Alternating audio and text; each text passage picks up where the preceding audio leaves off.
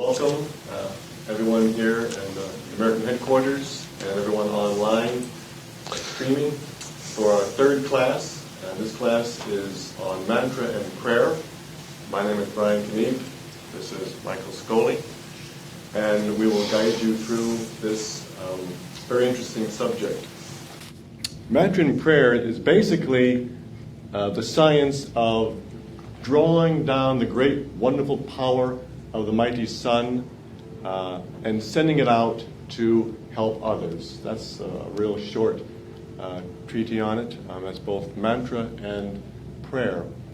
But giving a talk, a lecture on mantra and prayer is something like giving a talk or a lecture on riding a bicycle. And you could spend days, weeks, months, years, thousands of pages of theory and understanding of how to ride a bicycle and the benefits of riding a bicycle and how difficult it is to balance riding a bicycle and the wonderful rush of the air through your hairs as you ride a bicycle. But in essence, you're going to learn more about riding a bicycle in 1 hour's practice of riding the bicycle than all that study on how to ride a bicycle. And so this short hour and a half class on prayer is really meant to just get you going, because in prayer and mantra it should be about 1% study and philosophy and 99% practice and doing the actual practice. So look at this very short class as just being something to kind of get you going or get you a little bit further perhaps along in your study and practice of prayer, and maybe a few tips along the way. But the main thing is to actually do the prayer and the mantra. I'd like to start off with reading a quote from a master, Dr. George King. This is from a lecture given on November 1st, 1961 in Fulham, England. And he talks a little bit about how to make your prayers really work. First of all, as we've said before so many times, prayer is a way to send energy from one point to another. One question I might answer is, what is the energy that you send from yourself to another person during prayer? Well, a lot of people would answer immediately, the energy is love. But that wouldn't be the full answer, surprisingly. I would answer this question by saying that the energy is sent on or with love. So then, prayer is a way to direct energy by thought on or with, or if you like, by love. If you look at it rather like this, if you imagined when you were praying a small chariot going away from yourself, the chariot would be love, and the load that it was carrying would be the universal life force or prana. So it gives you a rather interesting understanding and description of what actually happens when you pray. You draw down this great universal life force from the mighty sun, this great prana, and then you use and you contact this great energy of love, and you send this prana through the carrier energy of love to the individual or the place where you want it to go to. So that's an interesting way of looking at prayer. Now, mantra is a very high form of prayer. And we're going to get into that later on, but basically you're using this great power, this great mystical sound system of mantra that allows you to draw in even greater power, greater energy, and send it out to where you wish to send it. So that's mantra. And if you look at both mantra and prayer, what you're doing is you are raising yourself up from the materialistic world where we all spend most of our time. We're doing laundry, we're worrying about dishes, we have job issues, we're trying to make money, we have car problems, relationships, all these things that we spend so much time doing in our materialistic world in which we exist. But with mantra and prayer, we're rising above that. And we are acting as the junior gods that we really are. And we are drawing down this great energy from the mighty sun, and we're sending it out to try and help and improve the lives of other people. That's really what we're doing. We're raising ourselves above our own difficulties and problems and challenges, and we're accessing this great energy to help others. And that's the real key. In these days of tremendous transition on Earth, that's the most important thing that we can do, is to access this energy and try and help people on Earth to go through this transition period. In effect, we're helping this great cosmic plan for the salvation and enlightenment of mankind. That's the most important thing we can possibly do. And the best way we can do that as individuals is to access this great power through mantra and prayer and use it to help others. And that is the essence of why we're talking today on prayer and mantra. And I think that's my overview. Okay. Did you leave anything for me? Over to you. Okay. Welcome, everyone. Mantra and prayer. If you think about what we do in the Aetherius Society, most of what we do is either mantra or prayer. We study the teachings, yes, but in actual services and so on, we use mantra and prayer 90% of the time. So it behooves us to really know what it is we're doing with the mantra and the prayer. Now, mantra, has been said, is the highest form of prayer. Well, what does that mean? It always strikes me that if you go back to the beginning of something, then you will get a better idea of what exactly that thing is. So let's discuss mantra first of all, and let's go back to the beginning. And the beginning is the creation of everything. I've got a couple of quotes here from various translations of the Bible, the original Bible, the King James Bible. In the beginning was the Word, and the Word was with God, and the Word was God. And the one I particularly like is this New Living Translation, which is similar to the Aramaic Bible in plain English. In the beginning, the Word already existed.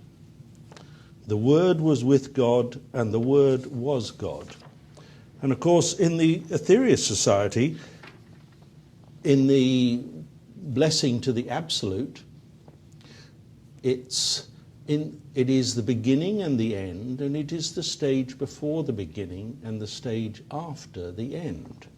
So this word is regarded as the original mantra. So that's why you cannot get any higher than that. So obviously it has to be the highest form of prayer. This on earth we interpret as the AUM, which is the sound of creation that comes from the sun every 32 minutes. We assume that AUM was the original sound which came when creation was started, but as far as we on Earth are concerned, and in this solar system, the AUM is the highest mantra that we can say. Now, as it's a word of power, because that is the word that created everything, brought everything into being, this implies that all mantra should be words of power. Now, of course, words of power are staples of myth and are beloved of writers of magical fiction and so on. Abracadabra, for instance, I don't know whether it is a word of power, but certainly people have... Sounds good, yes. It's always been used as a word of power. And the dictionary definition from Sanskrit of the word mantra is instrument of thought. And that implies that the power comes from the thought of the Absolute.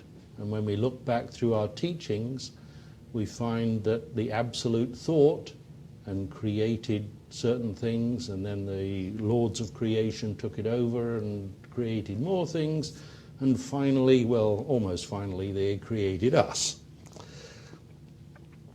But the AUM is, I wrote down here, the real thing. This is the word of power. And I wanted to read an extract from something which was given 1953 through our master. They never found out who the communicator was, but he gave a long dissertation on the AUM, and I have always found it extremely interesting. This is some of what he said. AUM is the word. AUM is the secret. AUM is verily the gateway to the stars. The very devils in the deepest hell do shake in fear and trembling when you say this word. There is nothing more powerful in any world than this. I have visited many, many spheres, but there is nothing. No shafts can pierce this armor, for God has said that this is impregnable, and it is so. If a man asketh you the measure of wisdom, say AUM, for there is nothing outside of this. Would that I could but make you understand the real power of this. You would here and now give up all and repeat AUM until you died of starvation. But I cannot hope to bring the light into the darkest recesses of your mind as quickly as that. So this communicator, whoever it was, obviously has a definite appreciation of the AUM. And I think it would be well for us to also have that appreciation. But I would say, in sort of warning, the AUM is never pronounced in normal conversation as its word. Always AUM. And if you think about that and what the AUM represents, people bandy the word blasphemy around with, for various reasons and for no reasons. But you think this AUM is the original pronouncement of the Absolute. To bandy such a word around in normal conversation is, well, blasphemous almost. Whereas if you use it in a spiritual ritual only, you will get the maximum effect out of it. And it's good to have that appreciation of its power, of its originality. It is the original. Now, the other mantras that we have, where do they come from? Where do they get their power? Obviously, the AUM gets its power from the Absolute itself, or in our case, in this solar system, we get it through, and that's the operative word, through the sun. it comes from the sun, but if you think the AUM is coming from the absolute, and it comes down and it comes through the sun, and then the sun manifests that on our level of existence so that we can gain that power. Now, every action and every thought and all speech is a manipulation of energy and power. This entire universe is energy and power. But mantra is a specific aspect of this power. Prayer, too, is directing, as Brian said, directing of power from point A to point B. But mantra has specific attributes which make it more powerful than just prayer. Mantra, to be fully effective, has to be in Sanskrit. Now you think, well, I can say all sorts of things in normal speech, but if you say them out of Sanskrit, it becomes an affirmation. Because Sanskrit, and this little bit of scientific part, is the only scientific language that we know on Earth today. Why scientific? Many, many years ago, we don't know how many thousands of hundreds of thousands of years ago, somebody, an advanced person, knew the sound of the AUM from the sun and communicated it to us as lower individuals that hadn't risen up to that point where we could hear it. But also, we have chakras or psychic centers within our body, and this individual or group of individuals were able to see and hear the sounds that these chakras made. And they're described as having petals. Brian said to me, well, they're not really petals, but and maybe they're not, but as far back as we can go, they have been described as petals. I'm going to stick with that. And the main chakras in the human body have these petals, and each one of these petals has a certain sound associated with it. And those sounds form the basis of the Sanskrit language. There are 50 of them in the various chakras. And those 50 sounds are regarded as the AUM. So that means that every single thing you say in Sanskrit has a sympathetic vibration somewhere in your chakras. Now, Sanskrit was, at least in the later part of its usage, used as a vernacular language, but it may well have been that it was always kept originally as a language of power to bring power in through yourself.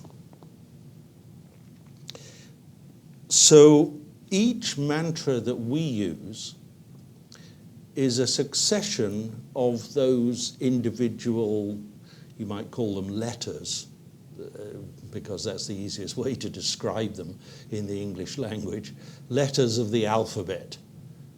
And whoever concocted these mantra that we use nowadays had a specific purpose in mind when he concocted it out of the various sounds within the petals.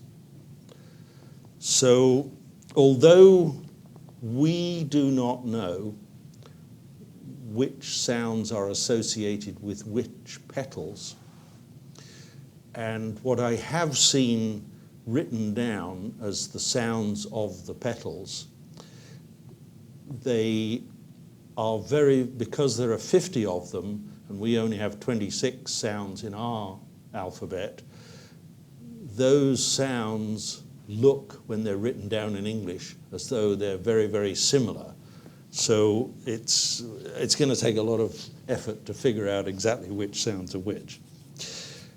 Now, in our Temple Degree study course, the description of mantra is an ancient science consisting of the repetition of sound sequences in Sanskrit which are attuned to natural forces and which can produce very definite reactions in the physical, mental, and psychic environment. And you see that when you realize that everything you say as a mantra reacts to your psychic centers, and then it reacts into the body. Now, the mantras that we in the Aetherius Society use are usually short, powerful mantras tuned to bring up what we want as far as energies are concerned. And obviously we use these in prayer power, and we use these in our services. There are mantras used in other religions that are long involved mantras. We won't go into those because I'm not entirely sure how powerful a long involved mantra is. But somebody says it's a mantra, so we'll let it rest at that, I think. Now, mantras, obviously, are very, very powerful. And this is why the law of mantra has been established, or was established thousands, if not hundreds of thousands of years ago. That no one may give another a mantra unless that mantra lives within them. Living within them means that they understand the mantra, they understand the power of that mantra and what it will do for the person that it's being given to. If you don't understand it and you don't realize the power of it, how can you impart it to another person? If, for instance, not a mantra, if you described a cat to someone and no one knew what a cat was, what does it mean to them? Absolutely nothing. So the mantra is very, very powerful. I put down here, it's a little bit like giving a machine gun to someone who has only ever fired a water pistol. Without the proper instruction, they will be a danger to themselves and others. They don't know what they're doing with the mantra, which is why when it's given, supposedly there is a mental impulse also given, which that person will then internalize and will slowly understand as they repeat the mantra. Obviously, because it's a mental instruction, they don't realize that they're getting it. But our master, who understood mantra, and it lived within him, did understand this. Now, mantra relies on sound, so the correct pronunciation, of course, is very important. Even in English, if you mispronounce a word, most people will sort of think, what on earth are they trying to say? So mantra has to be pronounced correctly.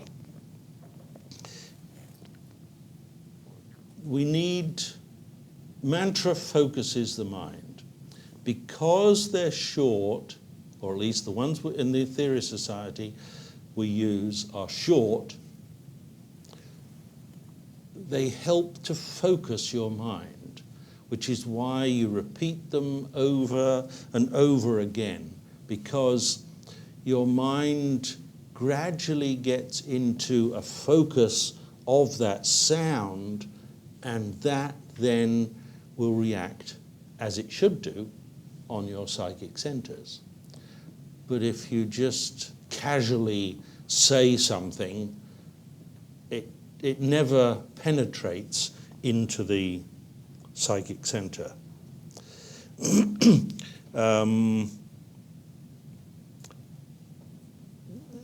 You know, the mantras may have between 2 and 8 or 10 words, but each of those words are words of power. Each of the syllables within there are syllables of power. So you are constructing something, a sequence of words of power to bring power into yourself, and then you can send it out.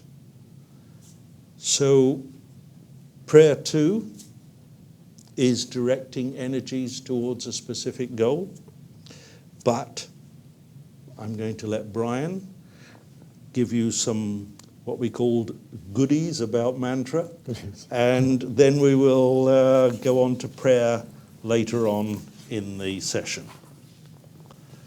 Thank you, Michael. I'm going to give just a few other I found interesting tidbits about mantra. And like Michael said, the great AUM was the word that came down from the great Absolute and created all manifestation. And I'm going to read a quote from the 9 Freedoms about that. This is in the Freedom Love. This is our Master's commentary. In the beginning, there was only potential. Then, for some reason known only to the Absolute itself, this original potential was brought into and bound within manifestation. The forces used to bring this about could only be referred to as divine will, divine mind, motion, and sound. So again, that's divine will, divine mind, motion, and sound. All that we can see, all that we can ever know about was brought into being within this framework of pure divine law. And so it's very similar to the 7 dimensions of creation, but sound consists of the last 4, which is length, breadth, width, and time. And if you combine those 4 things, that really is sound, really, if you think about it. And if you think also that the sound was the last element that created everything that we see and we exist in, all the material, everything around us is been created and held in position, in potential, or in manifestation by sound. And so another way to look at it, this is from Swami Satyananda, a disciple of Shivananda, said the visible form, everything that you see, the visible form is the expression. That's the expression of the Absolute. While the mantra is the vehicle of expression. So the mantra, or that sound, is the vehicle of the expression, and then you have the expression. And just like a train that you might take from here to New York, you can get on that train and come back to here. So likewise, if you take the Absolute And this vehicle of expression coming down, creating this manifestation, if you can grab hold of that sound, that mantra, those mantras, you can follow that back up to the source. And you can widen that pipe, if you will, of energy and knowledge and wisdom to coming down. And that's really, that's where the mantra has its power. That's where it comes from, because it's a direct line, direct manifestation, or the force of manifestation. And that's why it's so powerful and so potent. Now Michael talked about the petals. What the petals, certainly in yoga literature, would say, each petal is a nadi. And so the nadis are the subtle nerves, if you will, in the auric body, virtually, which transmits the prana. So the energy comes into the psychic center and then gets transmitted through the body through these nadis. And so like the Swadhisthana or the, Manipura, the base center has 4 petals. And that means there's 4 nadis coming out of that psychic center into your body. And then Swadhisthana, the next one up, there's 6 petals. So there's 6 nadis coming out of that psychic center. And then all the way up, and the numbers vary until you get to the crown chakra, which is approximately 1,000. I think it's actually 992, but they say 1,000 petals. And so there's 1,000 nadis coming into the body from the highest psychic center. That's just an aside, I guess. Now, I'd like to play over a transmission now. Again, this is from the November 1st, 1961 lecture. And this is interesting in that our master speaks about both mantra and prayer within this lecture. And so let's listen to that. That's our first lecture extract, and it's just a few minutes, I think. The Sufis used to have ritualistic prayer as one of their main ways to go into meditation. And they used to pray, and they start reciting mantras, which are a very high form of prayer, by the way.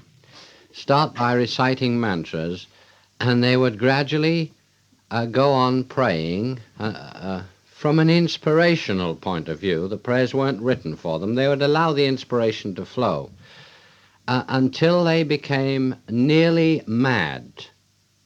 And when they were right on the verge of madness, they would then stop. It generally took, I think, about 3 days and 3 nights. They would then stop, control all the energies perfectly, and go into deep meditation for 20 years or 30 years or whatever they chose. Now, some of the Sufi masters used to do this. Now, we don't expect people to do this at all, but let's examine this ritual, and I feel that we can at least learn something from it. First, they would start by reciting mantra. In other words, by the recitation of the mantra in the correct manner, they would cause their aura to move at very high velocities. In other words, instead of the aura being static, it would begin to move around them. And it would go on moving around them until it reached quite a considerable velocity.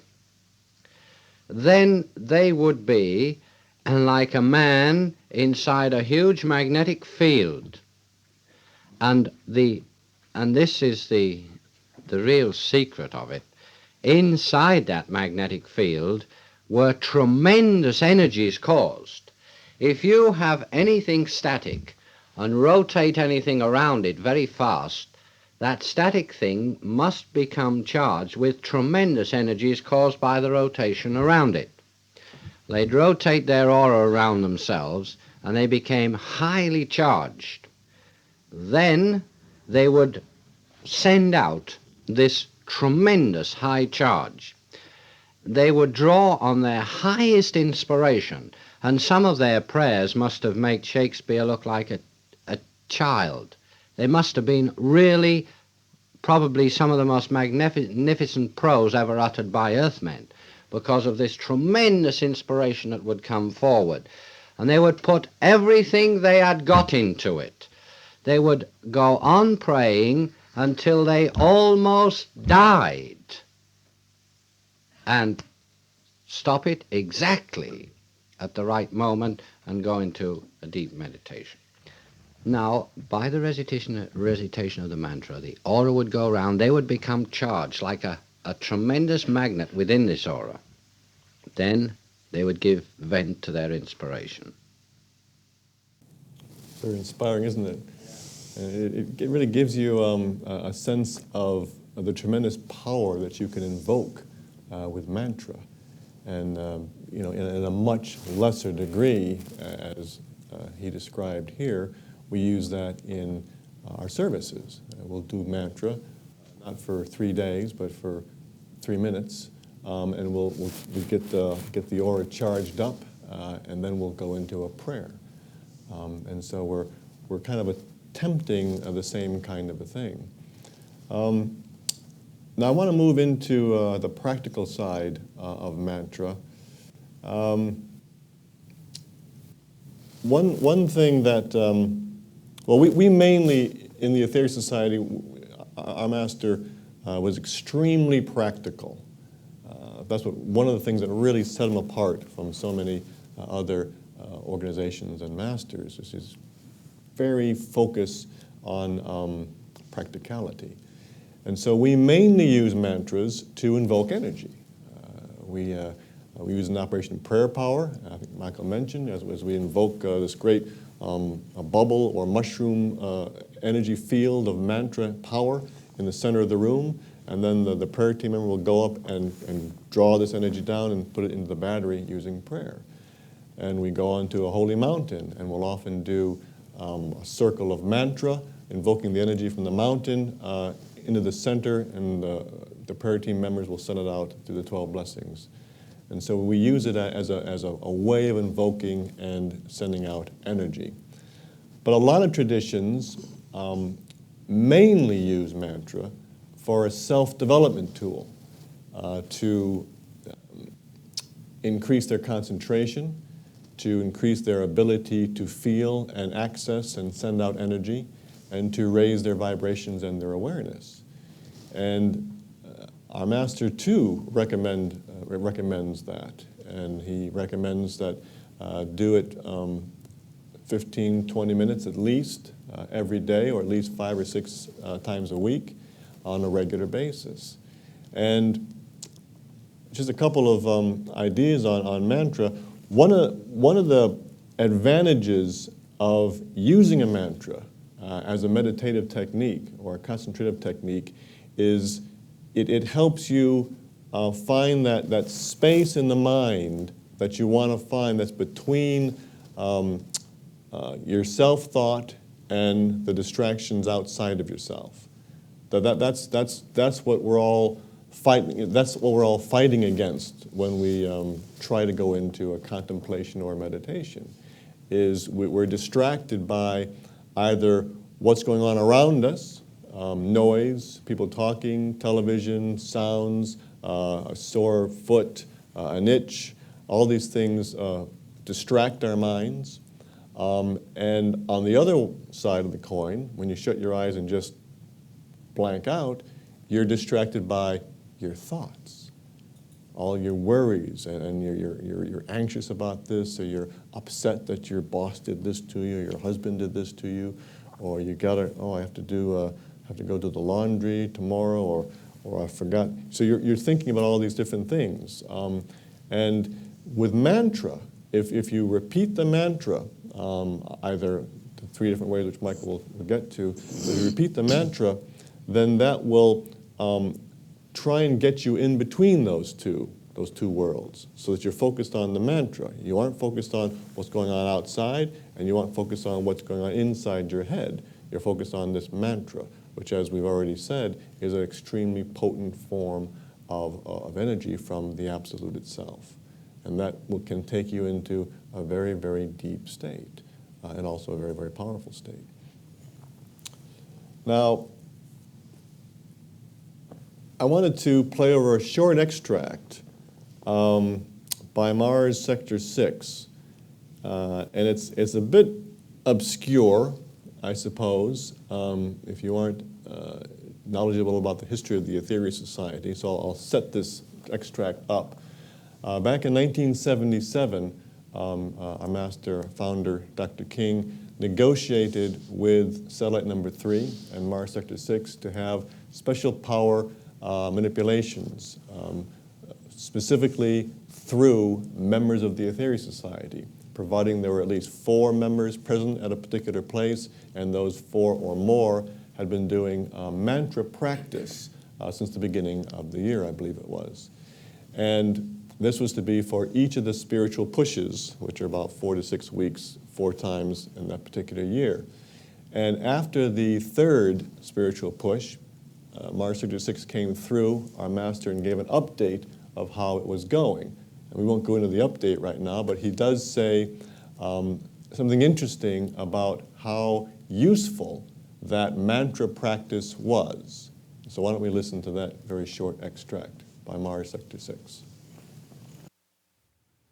I would like to take this opportunity of conveying my thanks to those who cooperated with a great interest and a true heart in the power manipulations this year.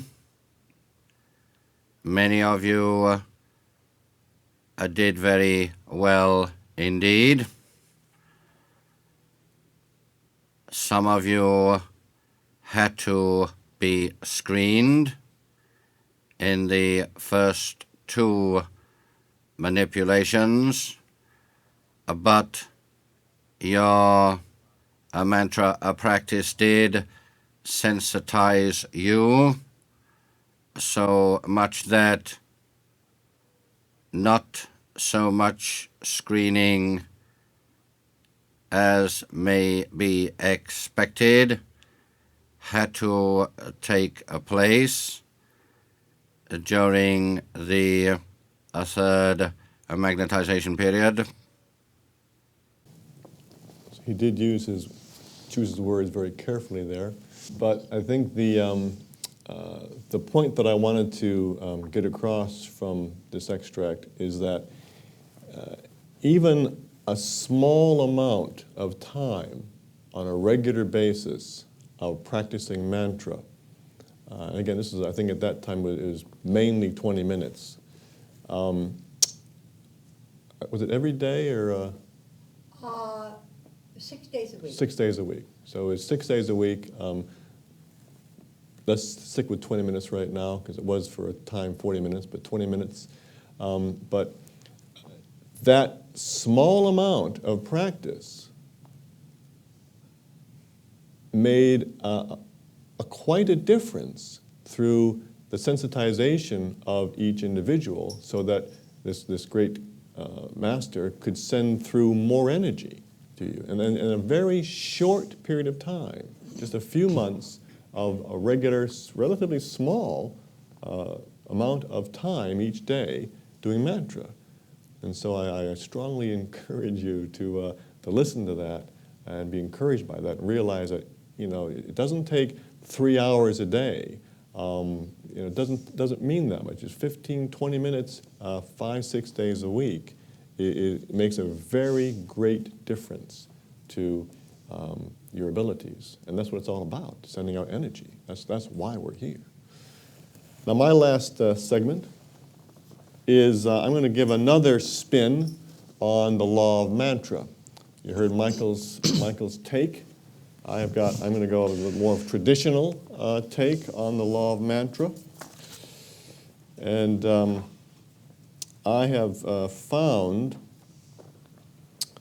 the law of mantra as stated in the Kulanava Tantra text, thousands of years ago. This success in mantra sadhana, or mantra practice, is due to the potency of the instruction, the grace of the guru, the intrinsic power of the mantra, and the devotion of the practicant. The mantra obtained from the guru, who has achieved perfection in mantra sadhana, works out the fulfillment. Innumerable are the mantras, but they but distract the mind.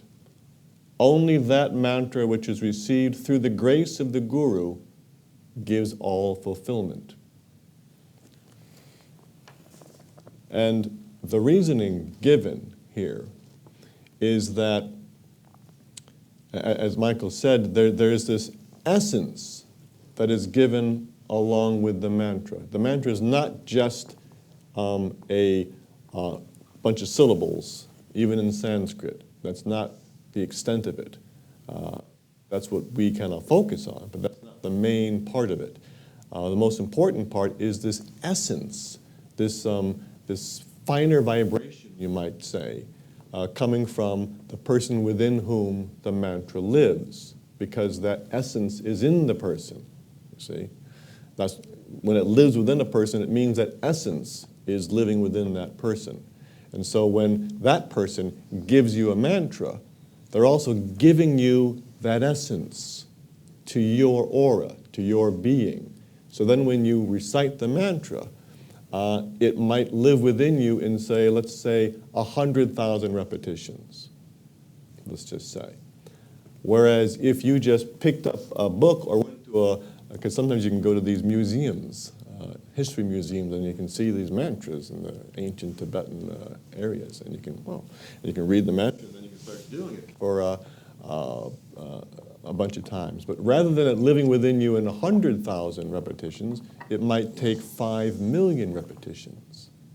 It'll still eventually live within you, but it might take millions of repetitions. And so really it's a tremendous waste of time, which is extremely valuable. I mean, imagine if you're diligent and devoted to doing mantra, and you could have it live within you in, say, a few years, as opposed to 30 years. It's a tremendous difference. So and so the law of mantra is such that you don't want to break this mantra, this rule. So if I give a mantra that does not live within me to a person, and then that person goes away and practices for like a bunch of years, I'm wasting that person's time, which is time is valuable. And so that's my karma, that's my fault. I'm virtually harming that person, because had I just given that person, in my case, a CD, that our master gave the mantra and gave him the CD, then a fraction of the time he would have that mantra living within him. And so the karma then goes to me for not honoring that person's years and years and years. And likewise, if somebody just picks up a mantra, just starts saying it, rather than getting one that's given to him, he's wasting his time, and that's his karma for not honoring the importance of existence and experience. So that's my take on mantra. Over to you, Sir Michael. Yeah, and I would echo that in the fact that, it was years ago that the Master gave myself and yourself the mantra, but I have to say that it's probably only in the last few years, put it that way, that they really start to fully mean something. Sure. Yeah. Yeah. In other words, you still have to practice, but you can get there and within one lifetime. That's right. Oh yeah, definitely, absolutely. So we were going to just briefly go over the three forms or aspects of mantra, or the repetition of mantra. Now, the out loud, repeating mantra out loud, it impacts the physical, which is understandable. The two others, though, are a little bit more subtle. In Operation Prayer Power, we will say a mantra in a whisper. Well, we do it in a whisper because if we do it silently, nobody can follow it because they can't hear that. But the second form is silent within the mind, or a silent whisper that, as it's been described, cannot be heard by the person next to you, which is pretty silent. And that impacts the mental. Now, the third type is also silent, but the tongue is rolled back and locked back in the back of the throat. And the words used by the Master are, you don't even use the brain. I'm not entirely sure myself exactly how that works, because I haven't really experienced it myself. But his description of locking the tongue at the back is that it immobilizes all the physical structure. So it is purely a mental thing. Now, recently, one of the other things that I read from the Master talked about the AUM, and there the AUM, to be repeated correctly, the tongue starts off locked in the back of the throat, and then as the sound of the AUM comes back from the throat to the front, the tongue is gradually uncurled, kind of tracing where the sound is actually being produced until it gets back to the front of the mouth. So that is why the AUM is regarded as all the sound, because it uses all the voice box from the back of the throat all the way to the front to the final on your lips. So that's why it's regarded as all sound. Now, that's basically the three forms or aspects of mantra. I just wanted to kind of go ahead. just say that one time I was with the Master, and I'm not sure how it came up, but we were talking about silent mantra, and he told me that the best way that he found to know that you're doing it without using the brain, really the way he described it to me, was you aren't using any aspect of the vocal cords, right? Is to test yourself and repeat the mantra mentally while you're gargling. And so if you're gargling and then you're saying that mantra mentally, then you know that is what he's getting at. That is the correct way. Obviously, you don't do it gargling, but you do it gargling, so you then know what it feels like. So then when you do it normally with the tongue locked back, you can mimic that feeling when you were gargling. Is that clear? You think of sound, and it's a vibration in 3 dimensions through time. And that's all sound is. So obviously, if a sound is made, it then brings into being the 3 dimensions that it vibrates in, and it brings into being the time, because that is the essence of sound, vibration in time. Does that connect or dovetail, if I may say, with motion? It is a motion. It is It's a motion within those three dimensions. Yes, it is a motion. But motion's above it, though. Right. Motion is above time. See, motion is not dependent on time. Right. In the beginning, there was no motion. There was no light, no motion. So then, through the will and the mind is of course a great substrata. The Aetherius Society is very, very practical with prayer. And so we use prayer for sending energy out to others to help them.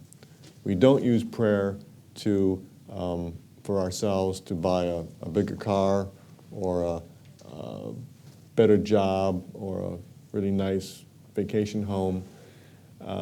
We feel that is an inappropriate use of prayer, bordering on black magic, really, because it's selfish. The way we use prayer is in all ways constructive, building up, improving, healing. Doesn't mean that you can't say a prayer for yourself to help you give better service. If you're ill, you can pray for better health. You can pray for a situation that will allow you to help others more efficiently. That's fair. And of course, we use prayer mainly through the 12 blessings, which is a beautiful, balanced, mystical practice delivered by the Master Jesus through our Master back in 1958. And that, again, will take place at the end of this at 5:30. I think that's really all I need to say about practical prayer. Why don't you... Okay. I was just had a few things to say on how to actually pray and why prayer is what it is. Now, prayers, we talked about mantra being the highest form of prayer. Well, prayer is essentially the same purpose as mantra, except that it's not usually as focused and it's not said in Sanskrit. However, just as much concentration and intensity and power from you is needed to make an effective prayer, and notice that word, effective, as is needed to do effective mantra. I put down here, prayer is like speaking to God versus mantra, which is affirming your relationship to God. When you affirm your relationship to God, this is saying, I am part of God. I am an aspect of God.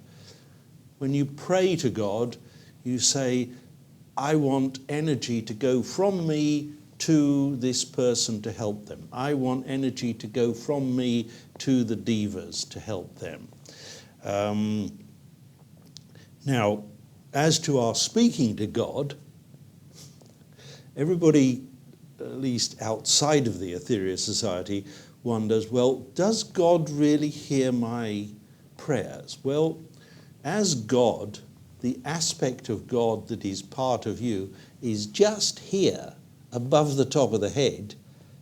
It's going to be kind of difficult for God not to hear what you're saying. But to pray for someone else, and so often, and Brian will be demonstrating this later, they do the insipid prayer. Oh God, please help me.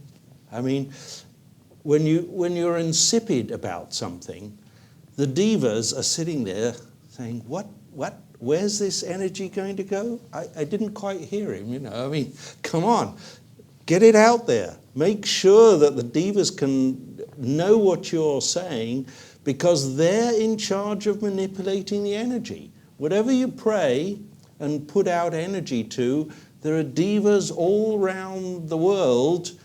That's their sole function, to manipulate energy.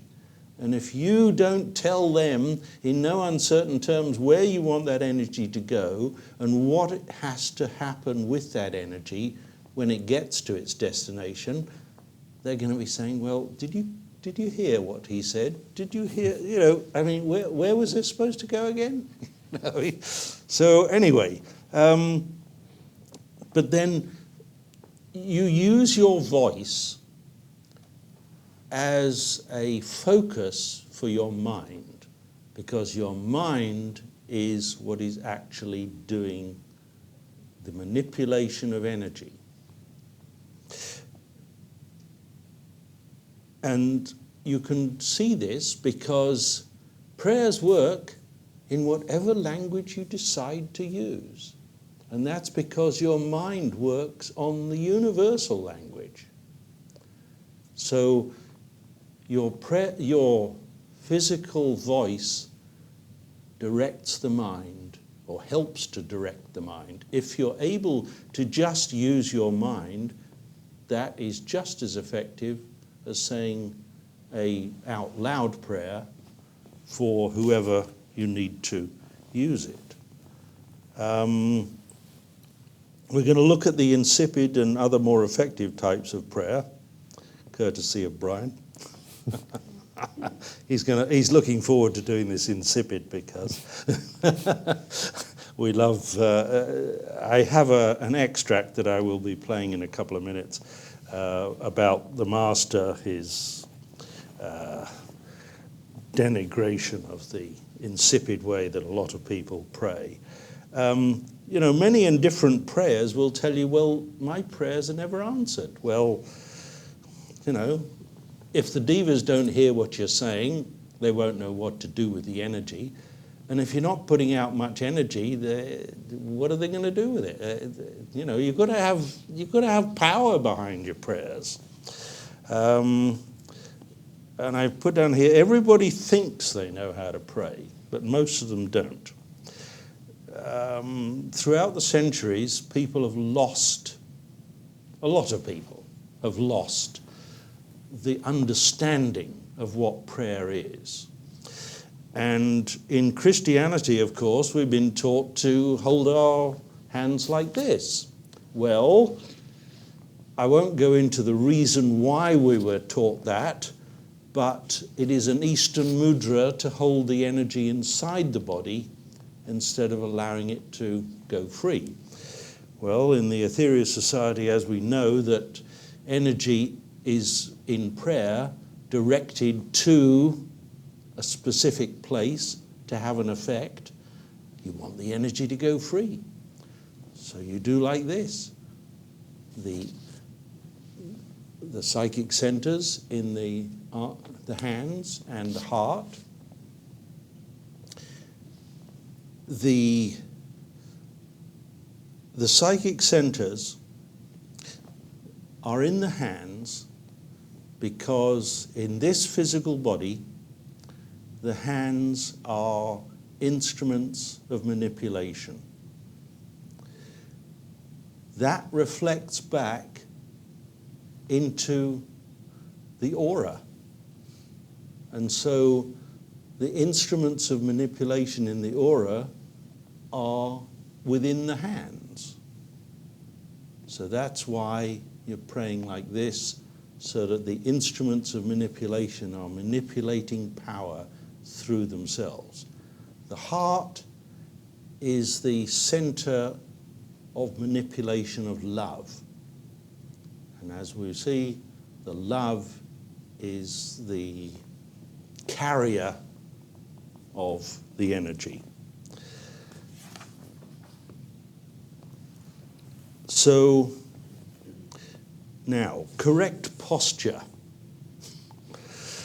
I'm sitting down, and when I'm sitting down, I'm compressing my solar plexus. The solar plexus is the powerhouse of the body. That is what pushes the energy throughout the body. Although we are sending out energy from the heart center, it's energized from the solar plexus.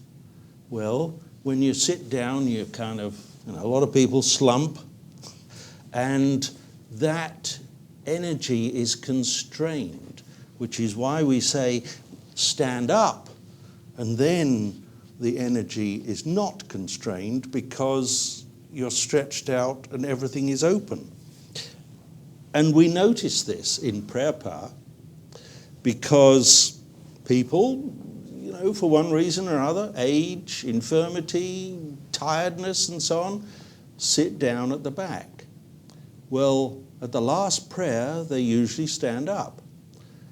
And when they stand up, to the person at the front, it's like a cork of a champagne bottle being released. Suddenly you feel this rush of energy from them, which shows that they have been constraining this energy within them, even though if you sit upright, yes, you can less constrain yourself, but it's still, you tend to slump. That's the normal way of sitting.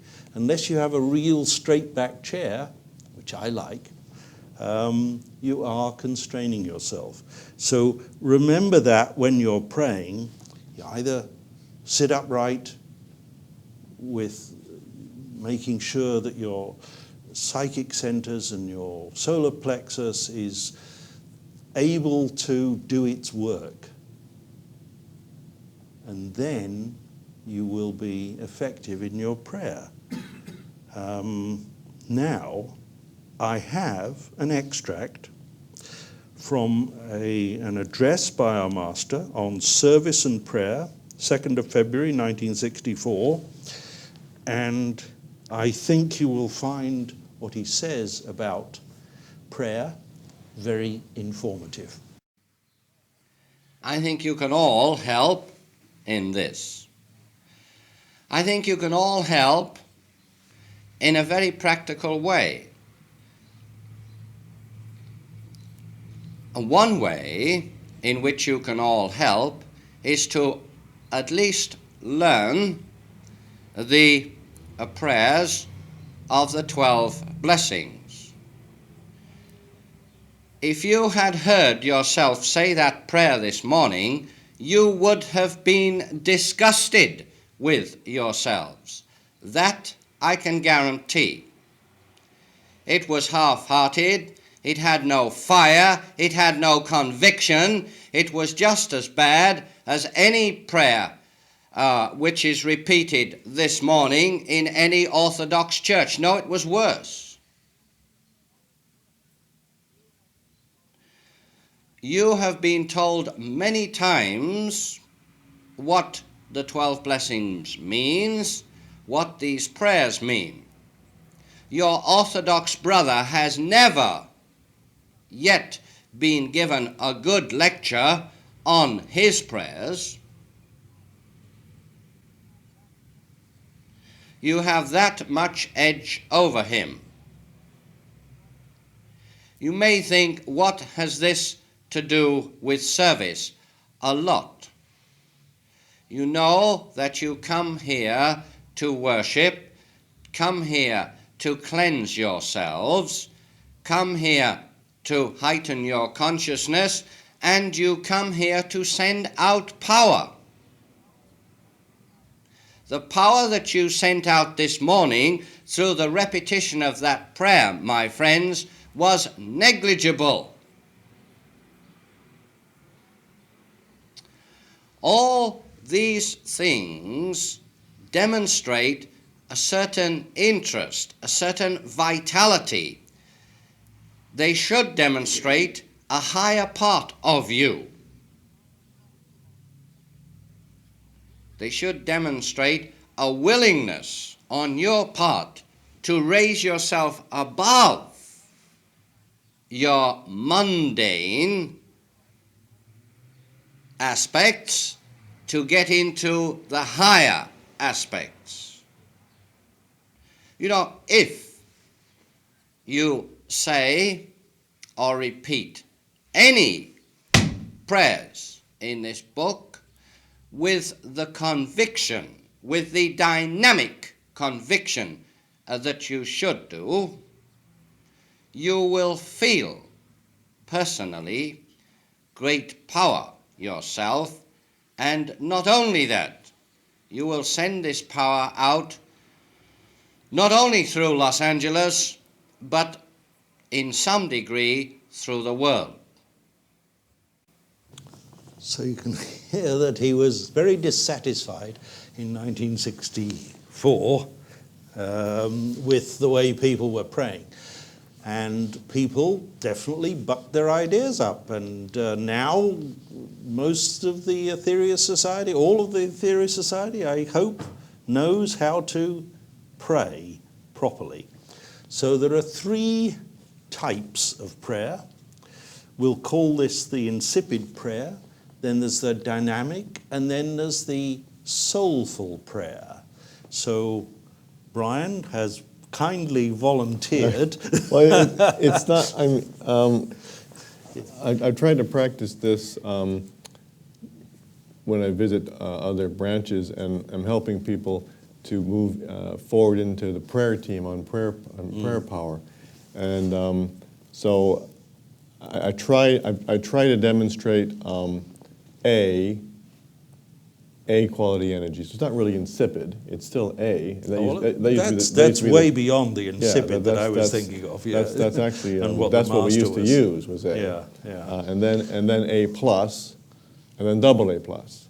So I try to demonstrate the difference so that people can then try and match that. So that's what I'll try. So it won't quite be insipid. Okay. But so we'll do what we can here. Okay. This is, well, we'll do the insipid first. Almighty God, who is the creator of all things, we pray that your light may shine through us all. That's insipid. Not much is shining through you, I'm afraid. We'll try and do A. Almighty God, who is the creator of all things, we pray that your light may shine through us all, so that we may transmit this unto the world. I think that's A. Does it feel like A? Yeah, maybe a little B. Go ahead. Okay, that's fine. That's good. And this will be hopefully A+. Almighty God, who is the creator of all things, we pray that your light may shine through us all, so that we may transmit this unto the world. Yeah, it's an A plus, yeah. And this will be a double A plus. Almighty God, who is the creator of all things, we pray that your light may shine through us all, so that we may transmit this unto the world. Now, when people 4 minutes. Okay, when people start doing prayers dynamically, they must start off using the voice, because the voice then drags the mind along.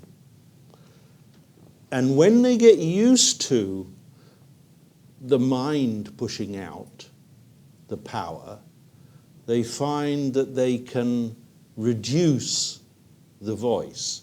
Some of the prayer team members you will hear in Operation Prayer Power,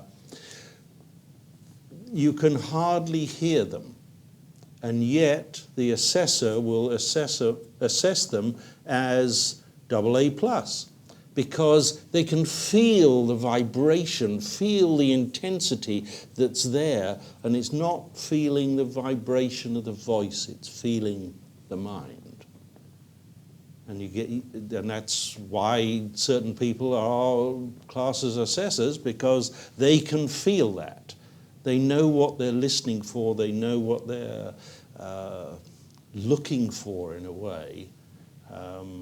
I find when I look at it, I look at the person and it's like seeing this vibration coming out of them, even though physically I cannot see it, but you're seeing it with the mind. And when you get good at it, you don't need the loud voice, but you find that when you say it softly, now, you need to work up to this. Mostly you need the loud voice to get there. But when you got there, you can just, when you reduce your voice, you suddenly feel this extra power just pouring out of you, because it's the mind.